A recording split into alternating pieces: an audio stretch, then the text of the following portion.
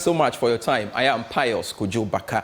Let's now begin the bulletin from Parliament, where Speaker of Parliament Alban Bagbin has narrowly escaped the wrath of the majority side as he recalled parliamentarians for an emergency meeting on the behest of the majority.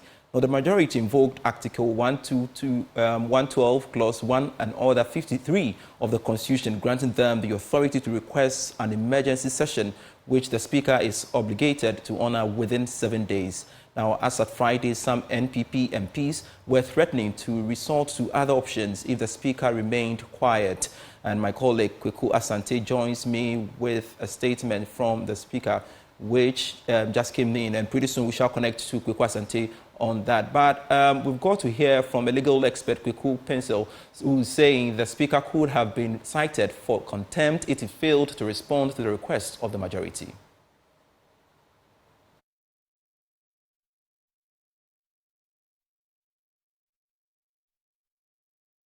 The request that's made on him is out of order, then courtesy will require that he will respond to the request that had been made on him. But if in the circumstances and the context that we find ourselves, my only impression is that even though the request has been made, it has been ignored. Then I would say that that conduct is contempt of Parliament.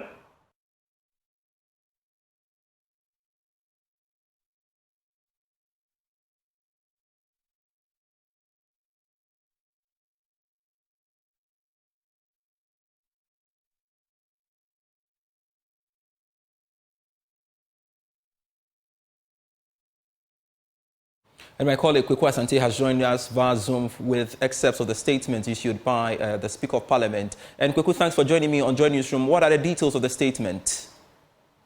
Well, so it's been coming for some days now. The Speaker of Parliament had been petitioned by the majority leadership, who insisted that there were some key government business that they ought to transact, particularly having to do with the approval of the ministerial nominees. There's also matters of loans.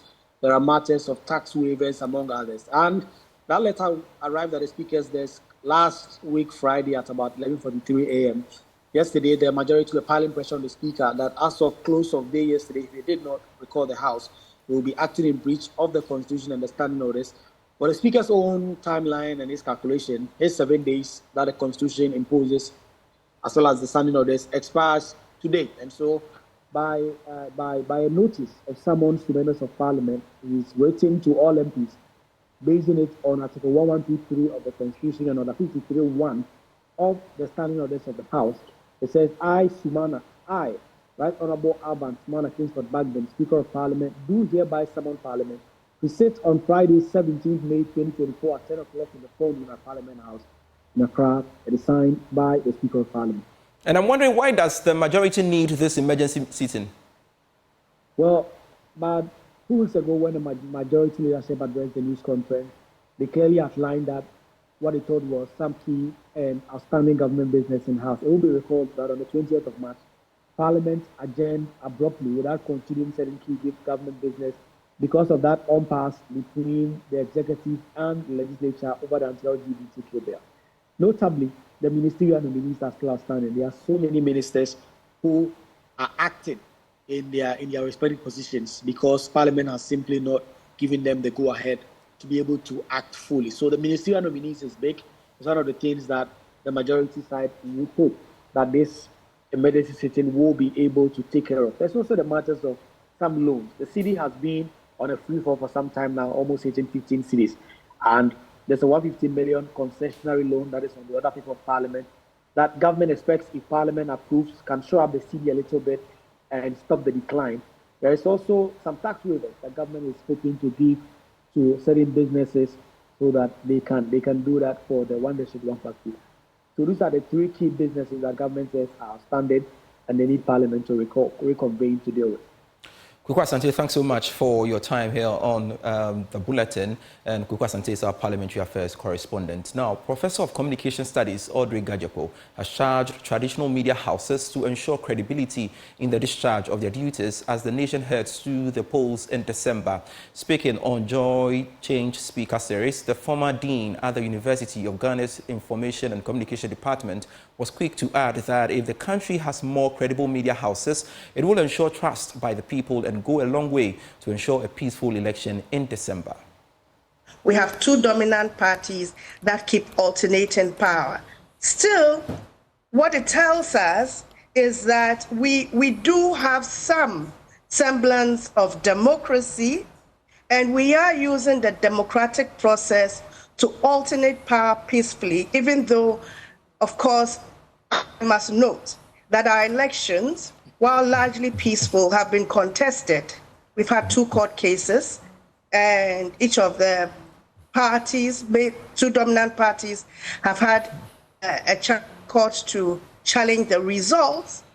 It's also been marred by disturbing incidents of violence and misbehavior.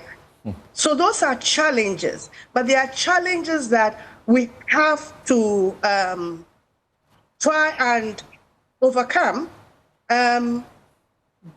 not to sort of sink into a deep well of depression, because we are half there. Democracy, as we see, even looking at the more so-called more mature democracies, is always a work in process. And it's always subject to possibilities of reversals. So we must be vigilant. And that's where the media comes in, because they are part of the stakeholders that ensure that we have quality, credible elections. They're just one of many, but they are an important stakeholder.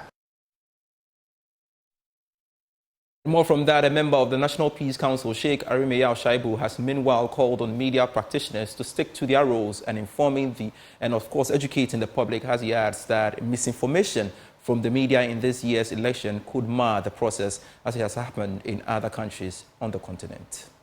The media fundamental role, as we have all been told, is for them to educate, to inform, and to entertain. Now, in performing this role, the media, instead of informing, can misinform. The media, instead of educating, can miseducate. The media, instead of entertaining, in fact, can cause confusion. So we don't even get the benefit or the circumstance under which we can be beneficiaries of entertainment. And we have seen this happening in other parts of the world. And so it's really, really an important subject that you have decided to discuss today. Elections that are flawed or are perceived to be flawed can cause confusion, and sometimes, rather than enhancing democracy, can destroy democracy. And across the world, and particularly in Africa, rejected electoral outcomes or disputed election results have been at the root of political tension, have caused political violence, and has caused political instability. And neighboring countries to our nation give us such good examples. I mean, we are not far away from Ivory Coast and what they suffered. We are not far away from Sierra Leone and what happened to them. And so in any case where we have had election results being disputed because there is suspicion about the credibility of it, and in a situation where election results are being rejected, then you are likely to see some of the things that is happening, which is most unfortunate. And in Ghana, we have had our own experience. Communication consultant Nana Kwesi Jana Penteng, on his part, is employing media houses to train journalists in election coverage and related subjects. Nana Jan Apenteng believes the training of more election journalists will ensure professionalism in the field and will eliminate misinformation, which has the propensity of evoking emotions. With regard to elections, we'd also expect and hope that the media would promote dialogue between the political actors and citizens, and therefore create understanding of the issues that are at play within the electoral system. Of course, monitoring and exposing electoral malpractices and all the rest of it, those are part of it. Fact-checking is a critical role of the media.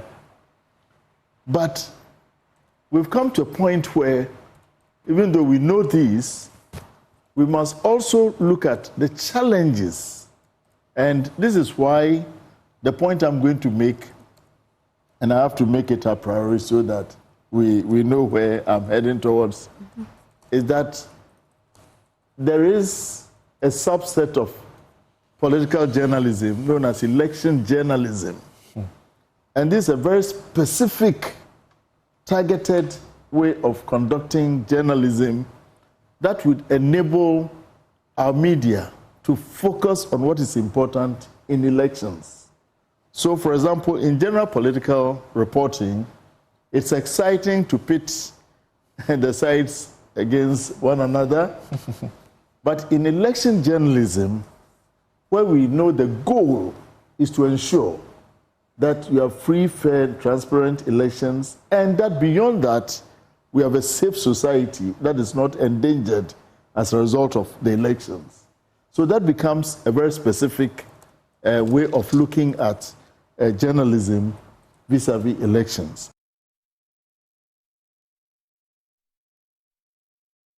Let's now go to the Ashanti region, where artisans at the section of the Swami Industrial Enclave in Kumasi are protesting a court order to evacuate from their operational space, reportedly sold to a private developer. At least 15,000 artisans at Zone 13 of the industrial hub risk losing their source of livelihood. But the artisans say the parcel of land they occupy is under a legislative instrument granting them the legitimate permission to ply their trade and vocation. More in this report. Hundreds of artisans took to the streets of Swami Magazine to register their discontent after they were served a notice by the Lands Commission to evacuate the space. A court ruling ordering the eviction of over 15,000 Swami Magazine artisans operating at the Zone 13 enclave has sparked growing agitation among affected workers. The verdict is on a case filed by Gosi Group, claiming to have acquired the parcel of land from the Lands Commission, but the artisans argue they have the legitimate authorization to occupy the land. Eric Ahe is the chairman of Zone 13.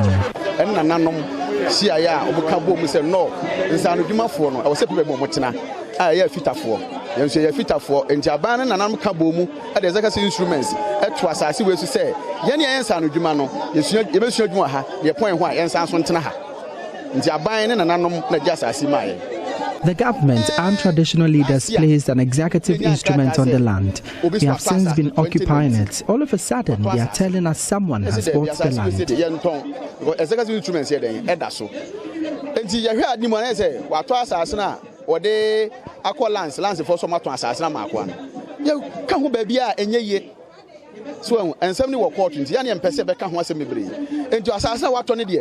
Yen krata ban de ma ye say yen tena asase so no obi na otimi bowuram ema ne ye enti asase no nipa kweka so ato a yen ti ase.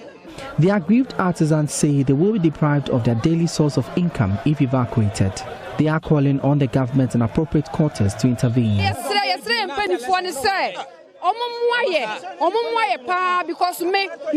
Where do you want me to get money to fend for myself and family? We plead with leadership to come to our aid. Because my jama juma ho adi wachi se me pa juma ma obi papa na na wo se me manu aduane emmo me dia se ntimi nya juma ma jama ya yete so o ma ko school ene o ma ko school se university fo nyina wa ha se a o musu adwuma ye tuye ne yakotena hen. We have SHS and university graduates working here. Where do you want them to work now? If they don't advise themselves, we will vote against them. Honorable Regional Minister, I appeal to him, say, yeah, can't you say, on sorry, na baby, and some are can baby or ten, a hopo. Yeah, 2016, 2018, up to now, no. Ya pay Jumama woman. Yeah, woman, yen free her. Now, why must I to Abama? Meanwhile, leadership at the industrial enclave has assured them of a swift intervention by the government. And my wish is that the vice president himself will intervene, and he will come down here and meet the people here, because wherever he has been, he always meet the artisans, talk to them to see their problems, their grievances, and how to move them forward. I quite remember yesterday that the day when he was at the Bono, he told the artisans that he's going to make a very special way for them to access loans. So he said, yeah, we have to make sure we deal with it accordingly. For Joy News, my name is Emmanuel Bright-Kweko. Away from the Ashanti region, let me take you to the Bono East region, where Vice President Dr. Bawumia says he's opposed to churches paying taxes due to the numerous developments the church has brought to their communities over the years. The Vice President was speaking at an encounter with the clergy in Techiman as part of his tour of the Bono East region, said the church needs to be supported with incentives and seen as development partners rather than being taxed. Correspondent Anna Sabit has more in this report. Vice President Dr. Bawumia began his Bono East tour with a session with members of the clergy at the Techiman Presby Trinity Church, where he disclosed to the Christian fraternity of his intention to contest the 2024 presidential polls on the ticket of the New Patriotic Party.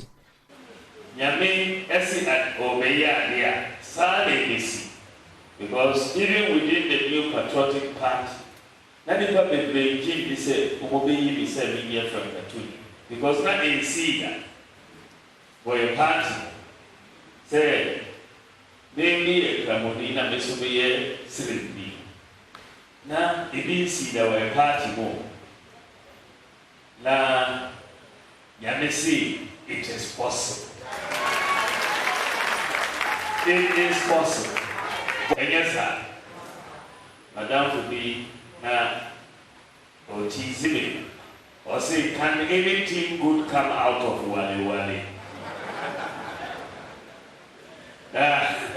They say, if God wills, something good will come out of Wale Wale.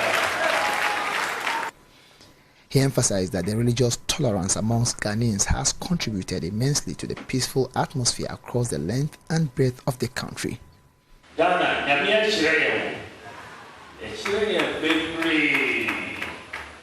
shrine said yet now Ghana, and yes, our other countries.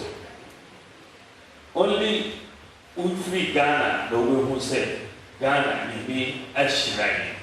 You were tolerance, anything as we be also a Ghana. He again stated that his relationship with the church started long before his decision to venture into politics, with 9 out of his 16 siblings being Christians by faith. In my own family and beyond, and yet say, and then I'm really Christopher yet said me getting closer to the church. I've always been close to the church, always. Be close to the church. And yet, and then I said politics. I said, way before politics, that is how I was. Members of the clergy were given the opportunity to ask the Vice President few questions, and there came this one, who inquired whether government has any intention of taxing the church. His Excellency Dr. Bawumia said, I'm say, I just say, I saw it tax. Now, you move a team, I saw it team, any human being, because the said, and the press said, I saw it tax.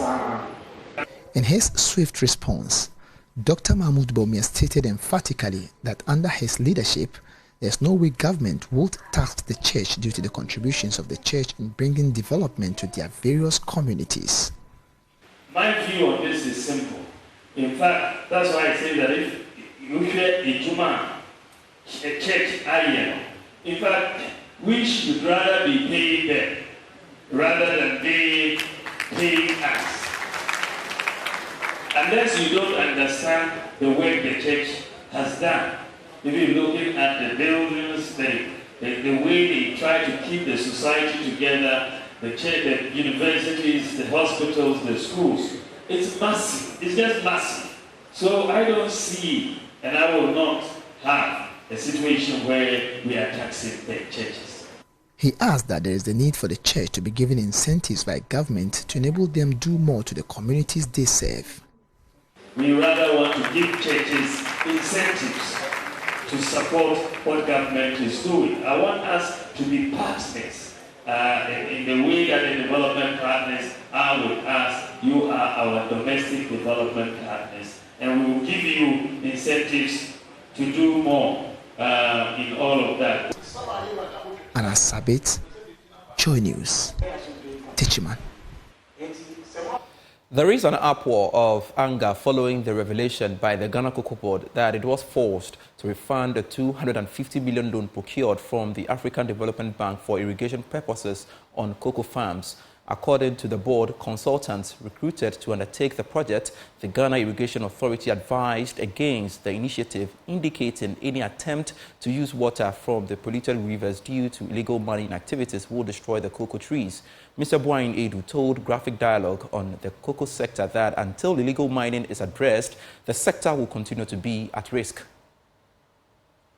Ordinary, when the rains are failing, you should have been doing irrigation to mitigate the situation. But then almost all the rivers in the cocoa grain areas are polluted. Cocoa board Manu went to the African Development Bank to secure some $600 million US. Eventually, you have to return 250 million USD. Part of that money was intended for irrigation. We commissioned the Ghana Irrigation Development Authority to do a pre-appraisal for us, assessment. And the report they brought was that almost all the rivers were contaminated.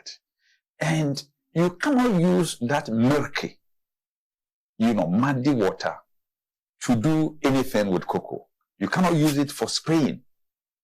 And these days, farmers have to transport water from the house in Bawumia to the farms, making farming even very expensive. Mm-hmm. Previously, the farmer gets to the nearest stream around the farm, and then he fetches the water to do the mass spraying and all that. But now, you dare not, because the leaves have pulses, which we call the stomata. And once you spray this muddy water onto it, the mud is going to block, this stomata. And within a short time, you find all the leaves coming down. The trees will die. You cannot also use it for irrigation, because it means that you have to be changing your filters almost every day. You have to be changing. It will be so expensive. A while longer on this, and because the president of the Concerned Cocoa Farmers Association, Nana Obuadia, said farmers are now resorting to the use of sachet water and carton water in gallons to the farms to spray their farms.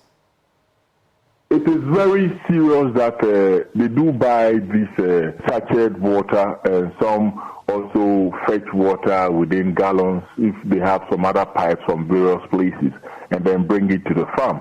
Others also, with the cultivation of whatever, those that they are also doing, replacing with their cocoa and other things, they also have to, because with the climate change, there's no, rains and other things, so they have to also fetch waters and sometimes get this sachet water, just put it on their cocoa a little bit, which is also affecting them financially. So talking about water, I think it's nothing to talk about. We don't even have it at all because the rain is not coming as it is. And at the same time, the other ones that it is around that we can also fetch it or let's say depend on it has also been contaminated. So it is very serious.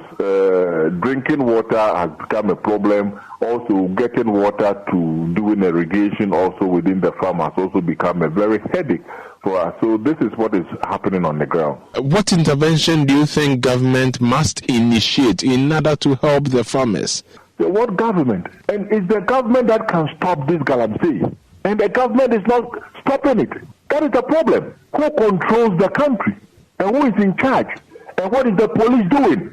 What is the military doing? What is our security service? What are they doing? They are doing nothing.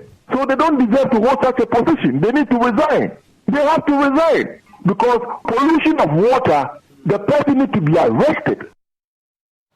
And Cocoa Board has admitted the situation is putting a strain on the finances of cocoa farmers in Ghana. Fifi Boafo is Deputy Director Public Affairs for the Ghana Cocoa Board.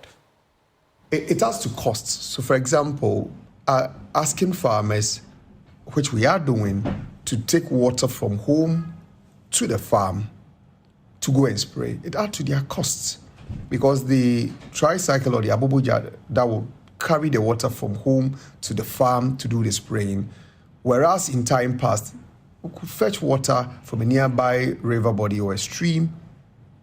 This adds to the cost of the farmer. And then one of the things farmers have been complaining about is the cost of running their farms.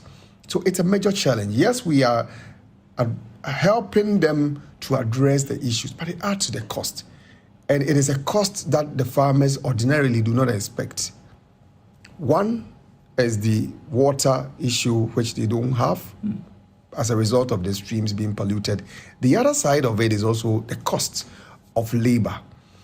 Communities where illegal mining are taking place, getting farm hands to go on the farm to work for cocoa farmers is a difficult thing to these days come by. And if a farmer should find one, how much the farmers are charged is exorbitant because they charge based on how much they get from illegal mining sites. And it is difficult for the farmers to do so. So it's a difficult situation. It is not normal for farmers to go through these challenges, but this is the situation they find themselves in. And we can only engage looking forward to minimize the effect of the illegal mining on these farms. Is that why a lot more people are selling off their farms? Do you get these reasons? Of course, the farmers admit that if the cost of running the farms are higher and how much they realize at the end of the season is also not significant. It will force them in one way or the other to consider a different option. Thankfully, I think these days we've seen prices of cocoa rising at the international market, even though in the last few weeks we've seen some drop, but it's still quite significant in terms of what the market trends have been the last 7 years. So there's some hope for farmers that despite these challenges, there seem to be a light at the end of the tunnel and there are better days ahead for cocoa farmers. General Secretary of the Ghana General Agricultural Workers Union, Edward Kariwa, says until illegal mining is addressed, the cocoa sector will continue to struggle. Galamsey is a criminal act. It's never acceptable. So there's no way out we can allow criminality to continue to fester and grow to the extent that it destroys the entire environment. It is not only about cocoa now, because cocoa doesn't stand alone. And the discussions here shows that cocoa does best with the rest of the environment. Right. It's not like a building where you could just go and put it up there and standing there alone. It doesn't need probably some other complements. But this is the truth. It lives in the same ecosystem. If the rest of its members, family members, that is the community of the environment, goes extinct, cocoa will not also grow well. So there is a future. The solution is clear. It takes a decision to be taken to say, one, we are going to stop the Galamsey. Because there's no, you can't manage it. You can't manage the Galamsey. The destruction it leaves behind cannot even be reclaimed. It's not like in any other land use where if one day you don't want to continue to grow oil palm on your farm, you can cut down the oil palm trees and grow rubber, or cut down the rubber trees and grow cocoa. Once Galamsey takes place on the farm, and what we know and we see, it leaves behind, you cannot go back there and use it for any other agricultural activity at all, unless you reclaim it, and we don't have that capacity now. Watching Joy Newsroom. Now, President of the Worldwide Miracles Outreach, Dr. Lawrence Tete, well, has been speaking, and pretty soon we will hear from him. President of the Worldwide Miracle Outreach, Dr. Lawrence Tete, has called out his fellow clergymen and women over what he describes as their silence on the anti-LGBTQ bill, which was passed in February this year. Although the bill has since landed in the Supreme Court after two private individuals filed separate challenges to it, seeking to declare it illegal and prevent the president from signing it, Dr. Tete believes President Akufo-Addo should not have hesitated to assent the bill when Parliament passed it. The clergyman says he will march to the seat of government if the president fails to sign the bill, should the Supreme Court rule in favor of it. I think it's about time we make politicians know we voted them into power. The cowardice that Christian leaders have been made to and religious leaders have been made to is a shame. And I'm embarrassed with some of our clergymen. As much as we are interested in our titles and the big titles and who we are and how long we served, I'm yet to hear certain people speak against these manners. And for me, that is a shame. And so it starts from my home too. It starts from the clergymen. It starts from the religious clerics. It starts from the home of the chief imam. It starts from the chairman of Christian Council. It starts from the apostolic leaders. It starts from apostolic fathers. It also starts from the Catholic. On the issue of Galamsey, Dr. Lawrence Tete called on Ghanaians to revive the fight against the menace, which continues to destroy arable lands in different parts of the country. In his opinion, chiefs in communities where illegal mining occurs and politicians are to blame for the illegal mining mess. In every district, we have a district police commander. We have a district chief executive. We have a district immigration officer. We have a district director for national security. We have district director for National Bureau of Investigation. We have security service. In case you don't know, in every community, national, regional, district, zonal, and unit. So that is why I asked a rhetorical question. Is there anything we need to know?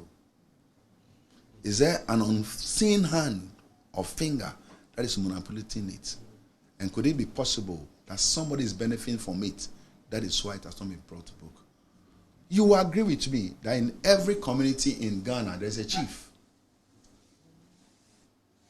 You cannot get up and go to anybody's land and go and farm without the permission of the chief. And so don't tell me that when people go mining, the chiefs are not aware. That's, once again, a shame to every chief that has this honor they are kept, that they should stop playing the lip services. I've heard a lot of eminent chiefs complain about it, but I'm yet to see them sanction anybody. Dr. Lawrence Tete also touched on a number of issues, including corruption and the culture of insults. In more news, former employees of Glovo have said they have moved on to work with other delivery companies days before the company's exit from Ghana. Glovo ceases to operate in the Ghanaian market from Friday due to what the company described as huge operational costs. James Aveji has visited the company's head office at East Legon here in Accra and has filed this report. Last month, Glovo announced its plans to stop operations in the Ghanaian market. The company cited revenue shortfalls and higher operational costs as reasons for the decision to exit by midnight of Friday, May 10, 2024. With some few hours to that deadline, I'm here at the head office of Glovo at East Legon in Accra to check what the situation is. The building, which housed the office, has been stripped of all branding materials. The gate is currently locked. Eric Arthur, a painter who has been working on a building opposite the office, tells me he saw some officers packing items out of the place from Thursday night. Oh, I see the chairs, table, the grasses, plenty things with them take go. Today to the pack things? Yeah, today I saw them carry grass, the gate where them did for them. Yeah. I saw them, they are taking it go. first, not the building, then brand them or anything, or just they like this? Oh, and everything they ask them they go away, them they come out everything. Now groove up. Then do some maybe we did the top there. Them to come out everything go. What I see. When a time we then finish packing the things. He said today around 12 o'clock, where them come take the gate go. In the afternoon. Yeah. Matthew Kwabran is a former delivery agent of Glovo. He says he and his colleagues have moved on to work with other delivery companies after receiving text messages informing them of the company's decision days ago. Which is, I even went to the office at Osu, but I realized that I got there and they've closed up. They are no more there, and someone passed information to me that Glovo is no more working there. So by the time I check my information, the date has come that they'll be leaving the country. So, and I checked it on TV, and the news came on TV as well that they'll be leaving the country, and so that was how I got information. What exactly did they say in the text message they sent to you? Was it an email or it was just normal SMS? And it was an SMS, it wasn't an email. What did they say in it? They just give information of how, when they'll be leaving, and the situation behind them leaving, which they are not making enough revenue in the country, so they have to leave. So I guess that's what I could recall for now. One of the funny things about Glovo is the rate at which they pay is not too encouraging. You can go a very long distance, like maybe a distance of maybe 20 kilometers or something, and you'll be paid for 12 cedis or sometime 9 cedis, which is not encouraging, which the other delivery company do pay quite better than that, like boats and the rest do pay better than that. So the business wasn't that really booming, but they have good relationship with many of their food vendors and things, which it brings in business, as in business do come on, understand. Glovo says he has moved on to explore other African markets, including Kenya, Ivory Coast, and Nigeria. James Savaji, Joy News. Vice-Chancellor of the University of Development Studies, Professor Shaibu Al-Hassan, has stressed the importance of recognizing Africa's distinctive approaches to monitoring, evaluating, and predicting events, saying these methods, often disregarded, play a crucial role in advancing development and progress in the lives of its people. Now, he highlighted the traditional foresight of Africans who historically predicted future events like rainfall and harvest by observing natural phenomena which helped to develop their communities. However, these valuable resources have been abandoned in recent times. He was speaking at the opening ceremony of the decolonizing and reimagining Made in Africa monitoring, evaluation and learning methods and practices in Tamale in the northern region. 10 days ago, I think I was able to predict that there was going to be rain, and it rained because of the movement of the wind that I saw. That little knowledge we tapped from the elderly. So the African has her own of doing things, and it is just that we don't want to hear made in Ghana things. That is our problem. The event envisions a future where Africa reshapes its own narratives, decolonizing and reimagining Made in Africa monitoring, evaluation and learning methods and practices. Professor Shaibu Al-Hassan says that Africans have always had the ability to forecast and predict events such as rainfall and harvest by observing natural phenomena, stressing that it is time to recognize and appreciate Africans' indigenous knowledge and ways of measuring development rather than solely relying on external benchmarks. Taboos, festivals, storytelling, and even wisdom of the elders. We had people who could, in one way or the other, be able to foresee something that could happen even in 5 to 10 years' time. There were people like that, visionaries. Today we talk about forecasting. rain forecast. The African man will look at the movement of birds, will look at even the rising of the sun, and then will be able to predict whether there was going to be rain on that day or not. The African man could predict whether in that particular year they were going to have bumper harvest or not. Just imagining or observing the movement of certain things, like the birds. Anything made in Africa, made in Ghana, made in Cameroon, I don't know what about Nigeria. People just don't want to patronize. That is the problem. So that is the more reason why we have to be serious on this project, so that when we propose the framework, the acceptability rate will be high. He believes that embracing this approach will lead to true development and progress for Africa. Professor Al-Hassan emphasizes that while Africans may overlook certain aspects, others recognize their contribution to development. There was a colleague who visited my village some time back and then participated in this Simpa dance. Simpa is a common dance communities around here do have. At night, this white lady participated in the Simpa. They danced up to 1 a.m.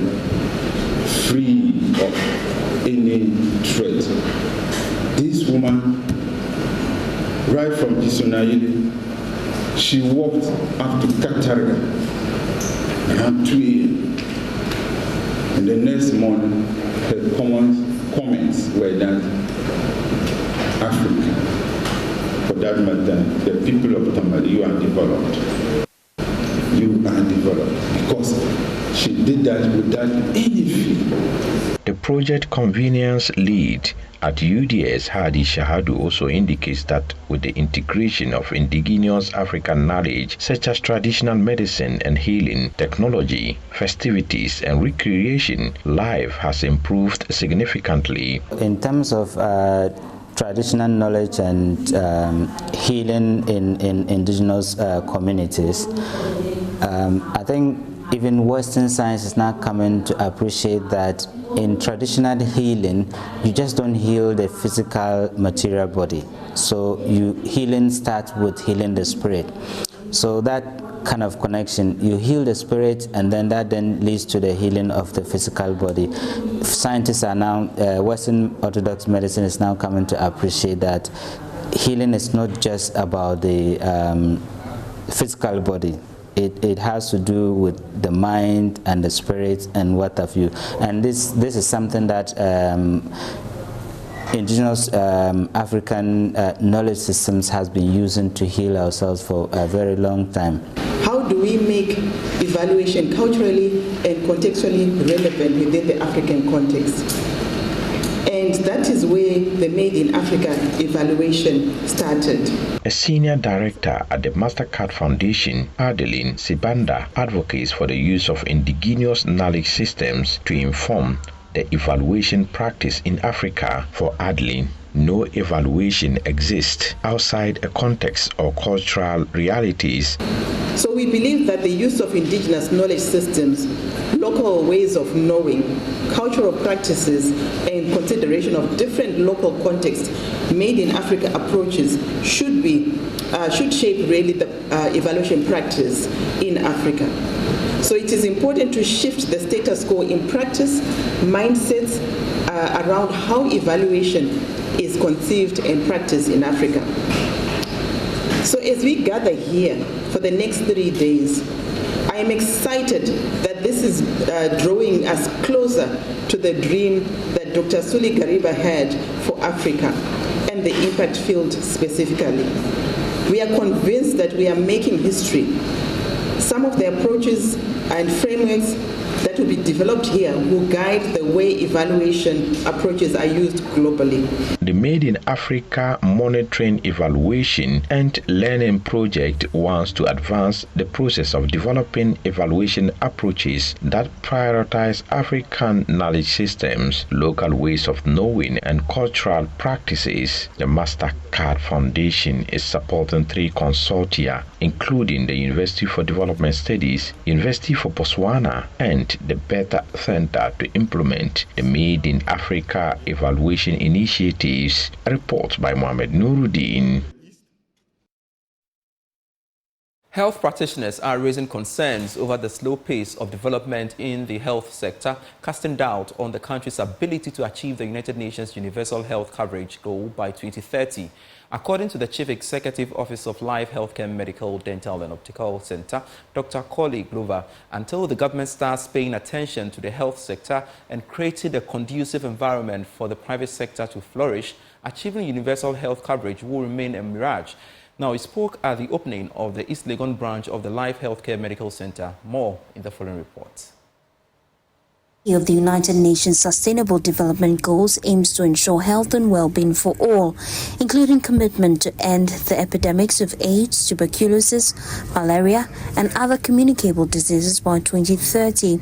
Its purpose is also to achieve universal health coverage and provide access to safe and effective medicines and vaccines for all. Chief Executive Officer of Life Healthcare Medical Center, Dr. Coley Glover, says this may be a mirage for Ghana if government does not take funding the health sector seriously. The difficulty in Ghana is that we don't value life.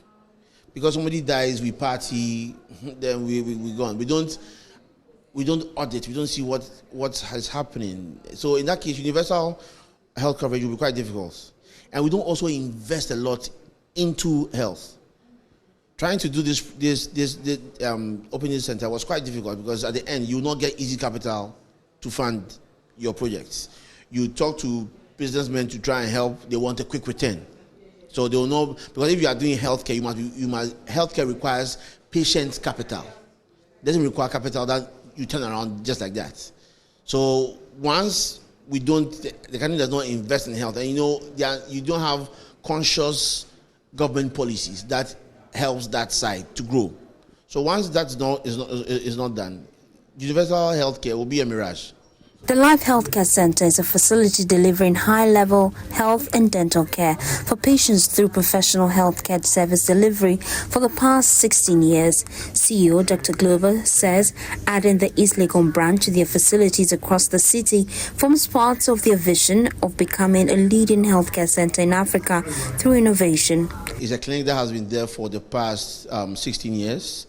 We have branches in Chimota Mall, Junction Mall, Accra Mall, and then our latest branch is the one we are launching today at the ANC corner. We run dental, medical, and optical services, and also not just the basic GP ones, but we do specialists, the obs and gynae, pediatrics, orthopedics, and a whole lot. Yeah. In life healthcare, baseline, we treat you because you are a human being. It shouldn't be because you know somebody or you are this or you are that. Because I tell people, if I'm out there and I have an accident, who knows I'm Dr. Glover? Nobody. It's not printed on my forehead. It's not written on my body that I'm a doctor. The system must save me because I'm a human being. Baseline. So if healthcare is made accessible and the baseline is treating you because you are a human being, it saves everybody.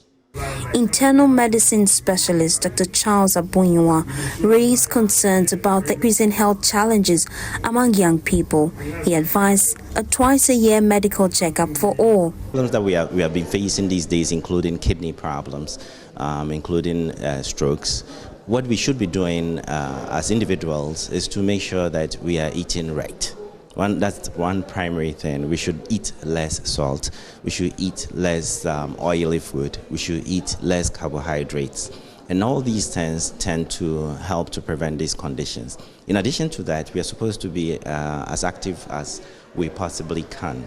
These days we tend to jump into a car and that takes us to our destination. Then from the car, we go into an air-conditioned office.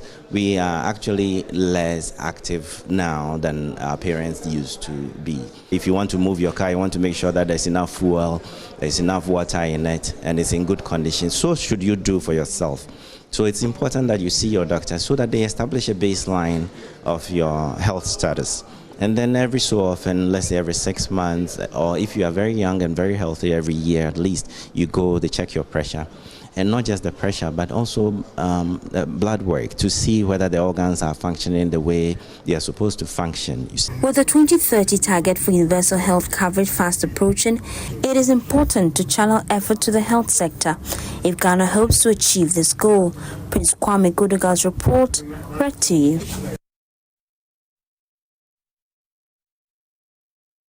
This is still Joy Newsroom. We're right back with business. Welcome back to Joy Newsroom. To a business story we have for you. The Bank of Ghana has clarified its role in the payments made to the Polygu irrigation and other government projects. Well, this is coming after concerns were raised from the Public Accounts Committee on final payment made for the construction of the Polygu irrigation project. Dr. Bernard Otabel speaks for the Bank of Ghana and insists due processes were followed before any payments were made. It's very important for us to understand the role of a central bank, and in this case, Bank of Ghana, when it comes to government payments. As a central bank, we also the chief cashier of the government. In that case, we are a banker to the government. So we receive payment just as in your normal banking transactions. You would get payments from, you would send your request to a bank for a payment to be effected on your behalf, and provided that you have the right funds and your account is rightly funded, you get paid. That's exactly what it is. I mean, we keep the government account, the consolidated funds, and everything is with us. So a ministry or a department, an agency would make that request. That is the request to the central bank authorizing for some payments to be made. Of course, when it comes to the banking department, we just don't pay. We'll make sure that what has been submitted in terms of the supporting documents actually would match what is stated. In fact, amounts, in words and in figures must match, and then also whatever is being stated on the forms must be in conformity to what the payment is expected to satisfy in this regard. So you would get a payment from, let's say, the Controller Accountant General, and that payment would have been authorized through the Ministry of Finance, and then we will go ahead and make those payments. If you bring it in context to the issue that has been circulated on social media and all the networks, there's a payment, the authorization of which came through the Controller and Accountant General's department, and as the governor did explain, once that payment it came to us, then we had to do the necessary checks, as I've explained already, and we go ahead and make those payments. Of course, if any public outcry is actually raised against any payment or any request that is made to us, we'll stay back. And thanks so much for being part of the bulletin. I am Pius Kojo Baka. For more stories, do log on to myjoyonline.com. Bye-bye.